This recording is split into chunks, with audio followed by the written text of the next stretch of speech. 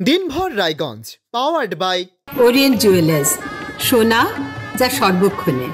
Powered by Senco Gold and Diamond. নমস্কার, আমি কুনাল। শুরু করছি আজকের দিনভর রায়গঞ্জ। মাত্র 4 মাসে শিশু কন্যার মাথায় আঘাত লেগে মৃত্যুর ঘটনা তদন্ত শুরু করল পুলিশ। শুক্রবার 11:30 নাগাদ শিশুর দেহ ময়নাতদন্তের জন্য রায়গঞ্জ গভর্নমেন্ট মেডিকেল কলেজ ও হাসপাতালে পুলিশ মর্গে পাঠানো হয়। পরিবার সূত্রে জানা গিয়েছে, মৃত ওই শিশুর নাম শামিমা খাতুন, বাড়ি করণদিঘির কেশবপুর এলাকায়। পরিবারের দাবি, বৃহস্পতিবার সকালে মাসতুতো দিদির কোল থেকে পড়ে গিয়ে মাথায় চোট পায় ওই শিশুটি। তাকে উদ্ধার করে প্রথমে রসাখোয়া স্বাস্থ্য কেন্দ্রে এবং পরে চিকিৎসকদের পরামর্শে রায়গঞ্জ গভর্নমেন্ট মেডিকেল কলেজ ও হাসপাতালে ভর্তি করা হয়। সেখানে চিকিৎসাধীন অবস্থায় বৃহস্পতিবার সন্ধ্যে 6:30 নাগাদ মৃত্যু হয় ওই শিশুটির। ঘটনা তদন্ত শুরু করেছে পুলিশ।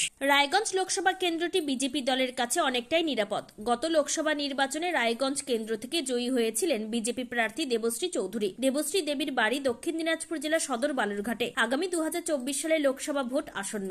ইতিমধ্যেই বিজেপি, তৃণমূল কংগ্রেস এবং সিপিএম সব দলই প্রার্থী নির্ধারণ করে দলের রাজ্য কমিটির কাছে সুপারিশ করে পাঠিয়েছে। উত্তর দিনাজপুর নাগরিক বৃন্দের পক্ষ থেকে ভূমিপুত্রদের প্রার্থী করার দাবি জানিয়ে রায়গঞ্জ শহরে বিভিন্ন জায়গায় ফ্লেক্স ব্যানার টাঙিয়েছেন। ফ্লেক্স দেখে অনুমান করা যাচ্ছে বিজেপি দলের একাংশ এই ফ্লেক্স টাঙিয়েছে। একই সঙ্গে গত বিধানসভা নির্বাচনে চাকুলিয়ার বিজেপি প্রার্থী ডক্টর শচীন প্রসাদ নতুন বছরে জেলাবাসীকে শুভেচ্ছা জানিয়ে ফ্লেক্স টাঙিয়েছেন। বিজেপির প্রাক্তন জেলা সভাপতি বিশ্বজিৎ লাহিড়ীর দাবিতে স্বাধীনতার পর থেকেই রায়গঞ্জ কেন্দ্র থেকে অধিকাংশ সময় বহিরাগত প্রার্থীরা জয়ী হয়েছেন। রাজ্যের প্রাক্তন মুখ্যমন্ত্রী সিদ্ধার্থ শঙ্কর রায়ের স্ত্রী মায়া রায়, ডক্টর গোলাম ইয়াজদানি, মোহাম্মদ সেলিম, দীপা দাস মুন্সি গত নির্বাচনে জয়ী হয়েছিলেন। বিগত 2019 সালে দেবশ্রী চৌধুরী এই কেন্দ্র থেকে জয়ী হয়েছিলেন। সিপিএম এর সাংসদ সুব্রত মুখোপাধ্যায় এবং প্রিয়রঞ্জন দাস মুন্সিরাই ভূমিপুত্র হিসেবে ছিলেন। তাই এই লোকসভা নির্বাচনে ভূমিপুত্রকে প্রার্থী করার দাবি জানিয়েছেন জেলা নাগরিক বৃন্দ। বিজেপির জেলা নেতৃত্ব এই দাবিকে আমল দিতে রাজি নন। বিজেপির জেলা সভাপতি বাসুদেব সরকার জানিয়েছেন, দেবশ্রী দেবী দিনাজপুরের মানুষ। তিনি জয়ী হওয়ার পরে সড়ক এবং রেল যোগাযোগের আমূল পরিবর্তন করেছেন। এছাড়াও করোনাকালে সাধারণ মানুষের স্বার্থে প্রতিনিয়ত কাজ করেছেন। দলের কোনো ব্যক্তি বা সাধারণ মানুষ শুভেচ্ছা জানিয়ে প্রচার করতেই পারেন, এটাকে আলাদা কোনো মানে করা উচিত হবে না।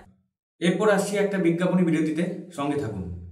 সব মাই চায় মেয়েকে রাজরানীর মতন সাজাতে, সাজিয়ে তুলতে চায় সোনার গয়নায়। ওরিয়েন্ট জুয়েলার্স, সোনা যা সর্বক্ষণের। Senco Gold and Diamonds Raiganj শোরুমের 17তম বর্ষপূর্তি উপলক্ষে বছরের শেষে সেরা অফার নিয়ে এসেছে Raiganj Senco Gold and diamonds, শুধুমাত্র আপনাদের জন্য। প্রতি 10 গ্রাম সোনার গয়নায় সোনার মূল্যের ওপর থাকছে 2170 টাকার ছাড়। হীরের গয়নায় হীরের মূল্যের ওপর 25% পর্যন্ত ছাড়। প্ল্যাটিনাম গয়নার মজুরির ওপর 20% পর্যন্ত ছাড়। রূপোর গয়না, গসিপ এবং গ্রহরত্নের ওপরে বিশেষ ছাড়। পুরনো সোনার বিনিময়ে নতুন সোনা ঘরে আনুন। এছাড়াও প্রতিটি কেনাকাটায় থাকছে সুনিশ্চিত আকর্ষণীয় উপহার। অফারটি 26শে ডিসেম্বর থেকে 5ই জানুয়ারি 2024 পর্যন্ত। সেনকো গোল্ড অ্যান্ড ডায়মন্ডস, থানা রোড, রায়গঞ্জ, উত্তর দিনাজপুর। মোবাইল নম্বর 8967941588। চলে এলাম বিজ্ঞাপনী বিরতির পর।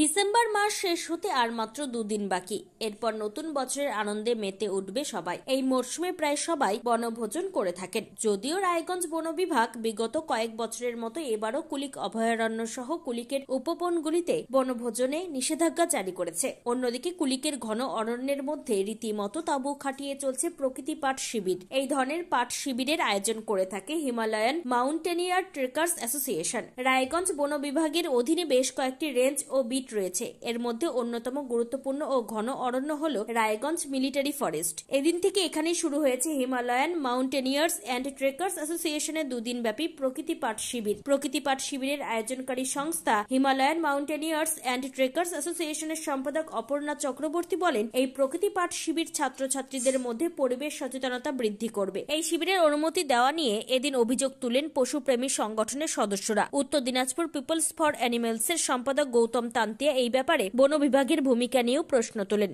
আনন্দ যদি কাজের ক্ষেত্রে বাধা হয়ে না দাঁড়ায় তাহলে সেটিকে কি অপরাধ বলা চলে? ঠিক এই প্রশ্নই ঘুরপাক করছে আব্দুলঘাটা স্বাস্থ্য কেন্দ্রে। শুক্রবার সকালে প্রতিদিনের মতোই এদিনও স্বাস্থ্য কেন্দ্রটি খোলা হয়, চলে স্বাস্থ্য পরিষেবাও, কিন্তু তারই পাশাপাশি রান্না করে খাওয়া দাওয়ার আয়োজন, সঙ্গে ডিজে বক্সের মাধ্যমে গানও চলে। তবে ঘটনাস্থলে গিয়ে দেখা যায় পরিষেবার পাশাপাশি যথেষ্ট শালীনতা বজায় রেখে খাওয়া দাওয়ার আয়োজন করা হয়েছে। স্বাস্থ্য কেন্দ্রে ডিজে বক্সে গান চালিয়ে পিকনিক, এতে কি পরিষেবা ব্যাহত হচ্ছে? পরিবেশে শব্দ দূষণ কি হচ্ছে? এই প্রশ্নগুলি এক কথায় নাকচ করে দিয়েছেন পরিষেবা নিতে আসা এক রোগী। পিকনিকের আয়োজন চলছে স্বাস্থ্য শিবিরে। এই পিকনিক যুক্তিসঙ্গত কিনা এই বিষয়ে কিছু জানেন না বলে তিনি জানিয়েছেন। অন্য দিনের মতোই সেদিনও পরিষেবা পেয়েছেন তিনি এবং এই পিকনিকে তাদের কোনো আপত্তি নেই। এই বিষয়ে রায়গঞ্জ পুরসভার সিনিয়র PHN দেবশ্রী দাস জানান, স্বাস্থ্য কর্মীরা বেশিরভাগই মহিলা, তাই বছর শেষে সকলকে নিয়ে খাওয়া দাওয়ার আয়োজন করা হয়েছে। সেখানে পরিবেশ বা কাজে কোনোটিরই যেন ব্যাঘাত না ঘটে সেদিকে লক্ষ্য রেখে শুধু একটু আনন্দ করার উদ্দেশ্যেই এই উদ্যোগ বলে জানিয়েছেন তিনি। অন্যদিকে রায়গঞ্জ পুরসভার বোর্ড অফ অ্যাডমিনিস্ট্রেটর সন্দীপ বিশ্বাস পুরো বিষয়টি খতিয়ে দেখার আশ্বাস দেওয়ার পাশাপাশি মনে করিয়ে দেন, করোনাকালে এই স্বাস্থ্য কর্মীরাই সামনের সারিতে দাঁড়িয়ে লড়াই করেছেন এবং সমাজে যে কোনো মানুষের রোগে অসুস্থতায় ঝাঁপিয়ে পড়েন তারা। তাই তাদের কর্তব্যে গাফিলতি না করে যদি নিজেদের মতো মনোরঞ্জনের আয়োজন করেন সেটি হয়তো সামাজিক দৃষ্টিকোণে ভারী অন্যায় নয়। আজকের দিনভর রায়গঞ্জ এ পর্যন্তই। আগামীকাল আবার দেখা হবে।